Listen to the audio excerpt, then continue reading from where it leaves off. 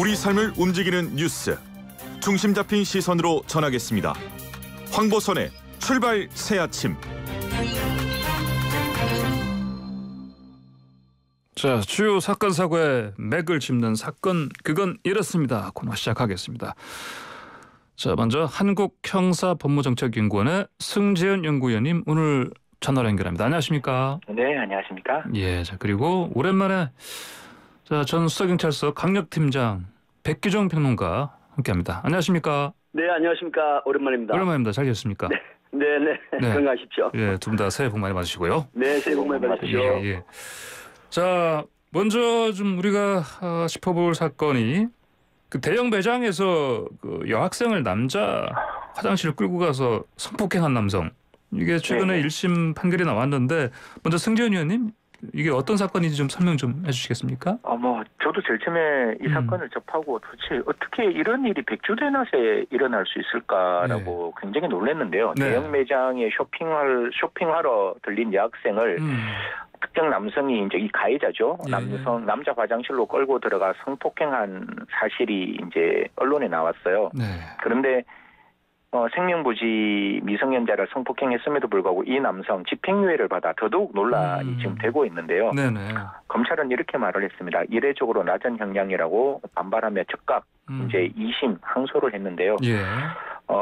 세종시 한 대형 매장을 찾은 28세 A씨 가해자입니다. 10대 여학생을 다짜고짜 남자 화장실로 끌고 들어가 성폭행한 것으로 드러났고 당시 피해 학생은 피해의 그 미성년자 여학생은 저항했지만 범행은 피하지는 못했습니다. 여기에 대해서 이제 대전지법에서는 저희들이 아청법이라 그러죠. 아동 청소년 성보호에 관한 법률 위반. 이게 굉장히 형이 무거워요. 무기 또는 3년 이상의 징역인데 이 혐의로 기소된 A씨에게 징역 3년에 집행유예 4년을 선고한 사건입니다. 그냥 들어도 이해가 안 가는 그런 형량인데. 예. 백기종 평론가님. 네네.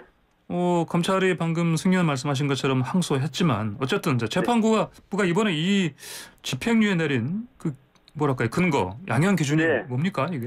네, 재판부는 이렇게 판시를 했습니다. 한낮 공개된 장소에서 쇼핑하던 피해자를 상대로 범행한 죄책은 매우 무겁다. 그러면서도 피고인은 반성한 태도를 보이고 1번 반성. 범행 과정에서 행사한 힘, 보통 유력력이라고 이제 외력이라고 하지 않습니까?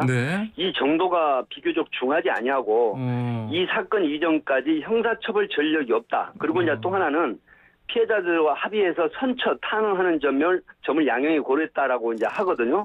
그런데 이제 이게 알려진 바로는 1심 공판 과정에서 그 혐의를 모두 인정하고 75번의 반성문을 쓴 것으로 알려졌는데 저는 여기서 이 대목에서 한 가지 말씀을 드리면 일선에서 유형이 비슷한 많은 사건을 다뤄보면 말이죠. 10대 청소년 여학생이 가해자가 설령 범행 그 도구나 흉기 등을 소지하지 않고 말로만 협박을 하면서 위력을 가시하더라도 엄청난 공포심으로 이 강한 저항을 하지 못하는 사례가 많습니다. 그래서 범행 과정에서 그 위협력 정도가 비교적 중하지 아니하다고 이렇게 판시하면서 앞에 승재현 그 의원님 말씀하신 것처럼 징역형의 집행유예를 주어서 풀어줬다고 하는 부분은 지금 국민의 법 감정에 맞지 않는 굉장한 비판이 나오고 있는 사안입니다. 저도 이전에 다른 판례들 기억나는 게 특히 방금 말씀하신 것 중에서 또 그 합의하는 거 있지 않습니까? 네네. 그리고 반성문을 또 많이 쓰면 이게 또 참작이 되더라. 이런 게 많았는데 승 의원님 이렇게 비슷하게 일단 보기엔 좀 어이없는 그런 형량 같은데 이런 사례들이 좀 많이 있었습니까? 사실 우리 양형위원회에서 만들어 놓은 양형 기준에도 이제 피해자의 처벌 불안, 특히 이게 성폭력 사건이잖아요. 그러다 보니까 그 상대방 피해자의 성적 자기 결정의 자유를 침해해서 우리가 이제 성폭력 범죄로 처벌하는데 그 성적 그 자기 결정의 자유에 대해서 당사자가 사후에 합의하고 처벌 불원의 의사 표시를 하는 거는 양형 기준에 당연히 감경하는 양형 사유에 포함될 수 있는 가능성은 있어요. 그리고 진지한 반성, 진짜로 반성하면 반성 안 하는 그 피고인보다는 분명히 참작할 수 있는 내용들은 들어와야 되는데 여기서 제가 꼭 말씀드리고 싶은 거는 정말로 처벌 불원의 의사 표시가 용서를 기반으로 한 것이냐를 판사가 판단해야 돼요. 이 당심 처벌 불원이라는 게 네네. 그냥 가해자의 그 또 다른 2차 피해를 우려해서 피해자가 그냥 처벌 불원의 의사표시를 할 수도 있는 부분이고 예. 아까 방금 말씀 주신 대로 75번 그 반성문을 적었다는 게 진짜 반성하는 건지 아니면 양적으로 반성한다는 모습을 보이는 건지는 예. 당해 재판부 판사가 정말 탁월한 어떤 그 선고안으로 정말 이 사람이 이렇게 반성하고 있는 것일까? 그리고 피해자가 정말 용서에 기반해서 처벌 불원의 탄원을 했는 것인가? 이런 걸 고려해야 되는데 그 부분이 저도 재판 과정을 들여다보지 않았기 때문에 예. 그 부분이 조금 저는 좀 이렇게 잘 판단이 되었었는지에 대해서 조금의 의구심이 없지는 않고 예. 분명히 지금 같은 상황에서 이 두 가지의 감경 사유가 있다 할지라도 이게 미성년자에 대한 폭행인 예. 거잖아요. 네네. 그리고 백주 대낮에 쇼핑몰에서 그 피해자를 따라다녀서 성폭행했으니까 계획적인 범행이고 예. 또 뿐만 아니라 범행이 취약한 피해자라면 오히려 저는 양형 기준에 가중 사유가 많았기 때문에 예. 여기에 집행유예 나오는 건 저도 양형 기준상으로도 좀 이해가 안 되는 경향이라고 말씀드리겠습니다. 그렇군요.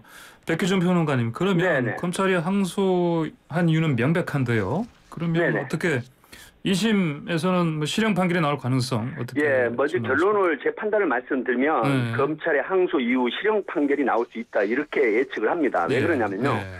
방금 말씀하신 아청법 아동 청소년의 성보호에 관한 법률 7조에 보면요. 네. 아동 청소년에 대한 강간 등 추행은 폭행 협박으로 아동 청소년을 강간하는 사람은 무기징역 또는 5년 이상 유기징역이 처한다 이렇게 돼 있거든요. 네. 근데 제가 이제 한 가지 말씀을 드릴 거는 13세 이상 청소년에 대한 강간죄 양형 기준이 대법원 권고 징역형이 징역 5년에서 8년입니다. 네. 이제 여기서 한 가지 들여다볼 게 있습니다. 2020년 9월에 그 대법원 양형위원회가 아동 청소년 성착취물 제작자에 대해서 최대 29년 3개월의 징역형까지 권고할 수 있도록 양형 기준을 확정을 했거든요. 예. 그러니까 아동 청소년의 처벌 불원 의사가 있더라도 양형시의 비중을 줄이고 형사처벌 전례가 없다. 초범이라고 하더라도 네네. 이 미성년자나 청소년에 대한 성범죄에 대해서는 엄격한 기준으로 감형을 할 수 없도록 이렇게 했거든요. 네네. 그렇다고 하면 이 부분이 비록 그 청소년에 대한 이런 강간죄 양형 기준 조치로 본다고 하면 반드시 항소심에서는 징역형의 집행유예가 아닌 실형 선고가 나올 수 있다. 이런 어떤 판단의 기준을 해봅니다. 예, 알겠습니다. 승 의원님, 사실 네네. 이런 성범죄자들 피고인들한테는 변호사들이 사실 제공해주는 어떤 매뉴얼이 있다 이를 얘기도 들 정도로요. 이를테면 네네. 아까 얘기했던 반성문 쓰는 거라든지 예, 뭐 그다음에 합의한다든지 기본 네. 이거를 기본적으로 하면 예, 네. 많은 경감을 받을 수 있다 이런 게 있던데 어쨌든 그러면은 같은 전략으로 아무래도 이 피고인이 예, 2심에서도 그런 식으로 태도를 보일 텐데 어떻습니까? 뭐 개인적으로 이제 기존에 저희들이 이제 성범죄를 봤을 때 제가 90년대 후반, 네. 뭐 90년대 중반만 되더라도 이게 성폭력 범죄에 나오는 전형적인 그 판결 문구가 네. 순간 욕정이 발동이 되어서 피해 여성을 성폭행하고 네. 그 과정에서 이제 술을 먹었다는 그 과정까지 들어와요. 그러면 술을 먹었기 때문에 심신미약으로 감경하고 그다음에 순간적인 어떤 욕정이었기 때문에 계획 범죄가 아니라서 장량 감경하고 그러면 강간 범죄가 3년 이상의 징역이니까 2번 감경하면 집행유예가 나오는 과거의 전례 어떻게 보면 성폭력 범죄의 온정주의적 판결과 가부장적 어떤 입장에서 내려졌던 판결이 90년대 중초반이라면 지금 2022년이잖아요. 예. 그리고 우리가 아동에 대한 그 성적 자기 결정의 자유를 우리가 어떻게 보호를 해야 될지에 대해서 국민적 공감대가 형성이 되었고 그 양형 기준에서 음주를 하고 난 다음에 성폭행했을 때 감경하지 않고 오히려 가중하도록 만들어 놓았다면 그 미성년자가 백주 내낮에 남자 화장실에서 성폭행을 당했을 때 얼마나 공포에 휩싸였겠어요. 예. 그런 부분을 좀 생각하고 거듭 말씀드리지만 가해자의 입장도 중요해요. 가해자가 반성문 쓰고 뭐 합의를 받아내고 이런 부분도 중요한데 그보다 이 형사 판결의 정의는 피해자의 아픔과 피해자의 고통을 우리가 어떻게 보담을 것인가에 대한 고민을 조금 해야 되는 거거든요. 예. 그래서 2심 법원에서는 분명히 반성문이 어떻게 작성되고 진지한 진짜 반성인지 이 처벌의 불원의 의사표시가 어떤 형태에서 어떻게 만들어지는지에 대해서 조금 더 침착하고 조금 더 깊이 판결의 대상으로 삼아서 예. 좀 살펴봐야 되지 않을까 그렇게 생각합니다. 이 관련해서는 백평론가님도 하실 말씀 있을 것 같은데요. 백평론가님? 여보세요? 예. 평론가님? 이제 말씀하셨지만 예. 지금 앞에서 제가 말씀드린 대로 예. 그 대낮 백주 그러니까 많은 사람들이 다니는 곳에서 그 10대 여학생을 강제로 끌고 가서 성폭행을 했지 않습니까? 예. 근데 이제 한 가지 또 감가된 부분이 있어요. 그러기 전에 10대 그 여학생 2명을 또 성추행한 사실이 있습니다. 바로 같은 동시간대. 예. 그런 상황에서 이 피해자의 처벌 불원 의사 방금 말씀하셨지만 이 부분이 사실은 어떻게 보면 강요유한 또 어떤 금품에 관련된 그 제3자 뭐 보호자라든가 이런 다른 외적인 사람들의 예. 그 의사가 들어갈 수가 있거든요. 이런 부분을 좀 세밀히 엄밀히 좀 따져서 그 반성문을 그 소위 말하면 선처를 받기 위한 예. 이런 명분으로 내세우는 이런 부분들을 좀 굉장히 세밀하게 들여다봤으면 하는 그런 바람이 있습니다. 예, 알겠습니다. 자, 다음 사건 좀 보시죠. 이거 황당한 사건인데 스포츠센터 대표가 직원을 처음에는 폭행치사했죠. 그러다가 네네. 살인죄로 바뀐 건데 이 혐의가 어쨌든 이 황당한 사건 백평론가님 네네. 간단히 좀 정리 좀 해주세요. 네, 이게 이제 서대문 경찰서에서 취급된 사건인데요. 지난달 31일 오전 9시경에 네네. 이 자고 일어나니까 직원이 호흡이나 맥박 의식이 없다 이렇게 신고를 했거든요. 네네. 이 112 신고를 했는데 경찰이 함께 출동을 합니다. 통상적으로 그 변사 사건이라고 하면. 네. 그래서 이제 갔는데 음주운전을 하려고 해서 말다가 폭행했다 이렇게 진술을 하거든요. 예. 이렇게 돼서 이제 현장에서 그 긴급 체포를 해가지고 조사를 했는데.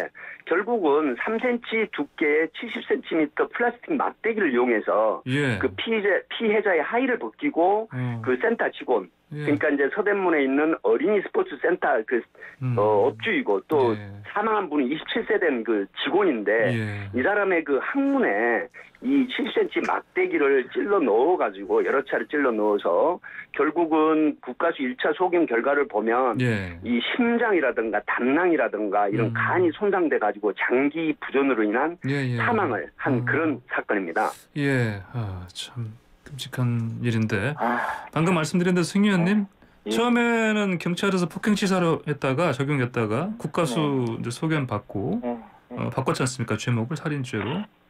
예, 차이가 뭐라고 할 수 있을까요? 저도 뭐 처음에 제가 만약 경찰이었다 할지라도 살인 사건을 전담하지 않는 경찰이었으니까 제일 처음에 현장에 갔을 때 혈흔이 없으면 그다음 맥박을 또 확인했으면 그 현장을 떠날 수도 있는데 이게 하의가 벗겨진 상황이라면 조금 더 세밀하게 들여다봤어야죠. 그 부분을 들여다보지 못해서 처음에는 그냥 사망을 했으니까 이 그 가해자가 자수까지 했거든요. 전화해가지고 증거체포하면서 그냥 멍이 좀 있으니까 폭행치사가 아니냐, 폭행치사 때려서 죽였는 게 아니냐 이렇게 했는데 방금 말씀 주신 대로 부검해 보니까 신체 장기가 굉장히 이제 손상되어 있는 부분들이 나오다 보니까 당연히 이런 엽기적인 행동은 고의 없이 과실로 할 수 없는 거잖아요.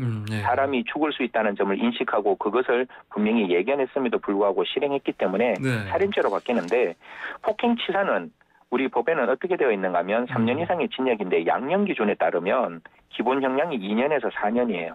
그런데 살인범죄는 그냥 보통동 지금 이 피해자가 왜 죽었는지를 모르니까 아직 동기가 확인되고 수사된다면 달리 바뀔 수는 있지만 보통 동기에 의한 살인이라고 본다면 10년에서 16년의 형량이 나오는 거거든요. 그러니까 완전히 존재의 평면이 다른 범죄가 되어버렸는 거죠. 그리고 지금 같은 사건에서 왜 가해자가 피해자에게 이렇게 무참한 행동을 했는지에 대해서 경찰은 반드시 수사해서 살인범죄는 제일 중요한 게 그 범죄의 살인 동기가 중요하거든요. 동기에 따라서 법정형이 양형 기준이 달라지니까요. 반드시 동기를 찾아야 한다는 말씀까지 드리겠습니다. 예, 알겠습니다. 백평론가님께서는 또 경찰 출신이신데요. 이 상황 그 경찰의 뭐 대응이라든지 또 혐의 좀 바꾼 거 있지 않습니까? 이건 어떻게 보십니까? 이 경찰이 살인, 폭행치사에서 살인으로 제명 변경한 것은 굉장히 타당합니다. 왜냐하면 그 이후로 첫 번째 스포츠센터 내에 비치된 그 CCTV상에 피해자의 항문을 이제 앞에 말씀드린 그 플라스틱 막대기로 여러 차례 찔러 넣었거든요. 그러면 충분히 장기가 손상돼서 사망할 것을 인식했다 이렇게 보고요. 국립과학수사연구원의 그 부검 결과로도 앞에 말씀을 드렸지만 돌이킬 수 없이 손상되는 이런 강력한 애력이 가해져서 충분히 이 살인의 고의나 미필적 고의가 인정된다 이렇게 보거든요. 그렇기 때문에 살인죄로 의율함이 타당하다 이제 이렇게 보고요. 그 승 의원님 말씀하셨지만 최초의 지구대 경찰관이 출동을 했을 때 그 센터 주인이라는 게 확인이 됐거든요. 그래서 그 주인, 그러니까 명확하게 인적사항이 확인되고 업주가 확인이 됐기 때문에 그 사람의 말을 또 듣지 않고 부인하고 그 직원이 술이 취해서 자고 있다라는 것을 뒤집을 만한 현장 상황이 없었다 이렇게 보는 거였거든요. 그럼에도 불구하고 상당히 현장에 진출한 경찰관은 좀 적극적인 그런 현장 상황을 착안을 해서 그런 범죄 현장을 찾아내야 되는 이런 부분이 조금 아쉬웠던 사건이다 이렇게 말씀을 드릴 수 있겠습니다. 예, 알겠습니다. 자, 다음 사건 보시죠. 테이저건 뒷수갑 질식사 여기에 대해서 국가배상 판결 이 기사가 나왔는데 경찰 부글 이렇게 제목이 나오네. 이게 어떤 사건인지 일단 간단하게 배평론가님 설명 좀 해주시겠습니까? 네, 이게 정신질환 가진 그 남성이 2019년 1월달에 이제 이상 증세를 보였습니다. 그래서 가족이 일일이 신고를 했거든요. 근데 병원 이송을 거부하면서 흉기를 들고 굉장한 난동을 현장에서 부립니다. 그러니까 경찰이 이제 그 산에 경로를 하고 테이저건으로 제압을 하죠. 그럼에도 불구하고 계속해서 심한 저항을 하니까 결국 뒷수갑을 채웁니다. 통상적으로 뒷수갑을 채우는 건 도주 방지나 자해 방지를 위해서거든요. 그리고 나서 이제 사설 구급대원이 다리를 묶어서 이송 중에 이 A씨라는 남성 정신 이상 증세를 보여서 신고된 남성이 9분쯤 뒤에 의식을 잃고 쓰러집니다. 근데 입원 치료 중 5개월 뒤 사망을 합니다. 그래서 유족들이 국가를 상대로 손해배상 청구 소송을 제기를 해서 작년 12월 달에 서울중앙지법 민사합의부가 유족 등에게 3억 2천만 원을 배상해라 이렇게 원고 일부 승소 판결을 했는데 현장에 나가는 경찰관들은 이 부분이 상당히 지금 아쉬운 판결로 이렇게 얘기를 하고 있습니다. 그렇군요. 자, 승 의원님, 방금 평론가에서 언급하신 거 현장 경찰들 불만 목소리 있다는 거 이게 왜 이런 목소리 나올까요? 저는 테이저건을 사용했다. 이제 그게 한국형 전자 충격기라고 이름을 이제 바꾸고 있던데 경찰이. 제가 그 난동 상황을 정확히 보지는 못했지만 그 정도 난동 상황이라면 전자 충격기 사용은 제가 봤을 때 이해될 수 있는 부분일 거예요. 그런데 지금 국가배상 청구를 받은 법원에서 무엇을 지적했는가 하면 테이저건을 딱 맞으면 사람이 정신을 잃잖아요. 그러면 그 뒤에 난동이 안 될 거 아니에요. 그냥 정신이 쓰러져 있는 상황에서 왜 뒤로 수갑을 채웠는지 분명히 그 순간에도 난동이 지속되고 그 주위에 있는 사람들에게 위해를 가할 수 있는 상황이었다면 또 뒤에 수갑 채우는 게 가능한데 법원의 판결문은 그 순간 난동은 진압되었다 이렇게 밝혀졌더라고요. 그 상황에서 다리까지 묶었는 상황이었기 때문에 법원은 테이저건 사용했는 부분이 문제가 아니라 우리가 정당방위 같은 거 할 때도 정당방위가 상대방의 공격이 멈춰진 상황이라면 그 다음부터 하는 정당방위를 우리는 과잉방어라고 하는데 그 뒤에 있는 부분이 조금 과잉 진압이 아니었느냐 이런 부분에 대한 판단인 것 같아요. 그래서 당연히 경찰관들의 입장에서는 아쉬운 판결이겠죠. 뒤에 혹시나 깨어날 수도 있고 그러면 다시 난동 부릴 수도 있고 그 순간에서 또 구급대원들에 대한 위해가 있을 수 있으니 진압을 위해서 뒤로 수갑을 채웠다는 점이 한편으로는 또 이해되지만 또 이런 부분들이 과잉 진압으로 법원에서는 또 판단될 수가 있으니 언제나 제가 말씀드리는 거는 현장에 나가는 그 지구대에 있는 경찰관들의 참 이 부분도 정말 죄송한 말씀이지만 탁월한 판단이 필요한 부분이에요. 매번 다 100% 탁월한 판단을 어떻게 우리가 하느냐라고 말씀하실 수도 있지만 그래서 이 부분에 대해서 법원의 판결을 조금 우리 경찰께서 잘 좀 들여다보시고 어디서 어떻게 진압하고 그 진압 이후에 어떻게 그 상황을 유지할 것인지에 대해서 조금 더 고민했으면 어떨까. 그 법원의 판단은 그 다음 부분이 조금 문제가 있다. 분명히 그 난동이 거쳐졌음에도 불구하고 그 난동 이후에 수갑을 채운 부분에 대해서 조금 지적을 하고 있더라고요. 알겠습니다. 백혜정 평론가님. 네네. 예. 이 경찰의 일선 현장에는 이제 이런 얘기가 있습니다. 흉악범이 있더라도 총을 쏘지 말고 차라리 던져서 체포나 검거를 해라. 이런 자조적인 말이 해자되고 있는데요. 네. 그 이유는 흉기를 들고 난동이나 강력한 공격 저항이 되지 않습니까? 이 긴급한 상황인데 피의자를 총기 사용으로 검거했을 때 어떤 얘기가 있냐면 적정한 신체 부위에 총기를 발사했냐, 경고 등 매뉴얼대로 총기를 사용했냐, 과잉 대응 아니냐. 이런 상태로 조사를 당하고 또한 이제 소위 말하는 피의자 가족들이 만약에 피의자가 피해를 입었다라고 했을 때 현장 상황은 온데간데 없습니다. 국가를 상대로 손해배상 청구 소송을 제기하거든요. 그래서 국가가 패소하면 결국 경찰관 개인에게 구상권이 들어오는 이런 상황입니다. 그래서 경찰관 직무집행법이나 이런 그 면책 조항이 지금 완전한 시스템이 안 돼 있거든요. 뭐 짧게 말씀드리면 미국 민권법 같은 건 국가 공무원 등이 명확히 확립된 법적 헌법적 권리를 침해되지 않는 한 공무 중 행위는 절대 피소하지 않는다. 뭐 영국, 이태리라든가 호주, 캐나다 이런 면책 조항이 명문화되어 있습니다. 그래서 경찰관들이 굉장히 현장에서 적극적이면서도 합리적인 그런 상태에서 적극적인 제압을 하고 시민들을 위한 방어를 하거든요. 이런 부분이 경찰관에 대한 보호 시스템이 마련되지 해야 된다. 이런 말씀을 드리고 싶습니다. 알겠습니다. 오늘 시간이 좀 다 돼서 좋은 말씀 여기까지 드려야 되겠습니다. 감사합니다. 네, 감사합니다. 새해 복 많이 받으십시오. 네, 복 많이 받으십시오. 네, 예. 지금까지 승재현 의원 그리고 백혜정 평론가와 함께했습니다.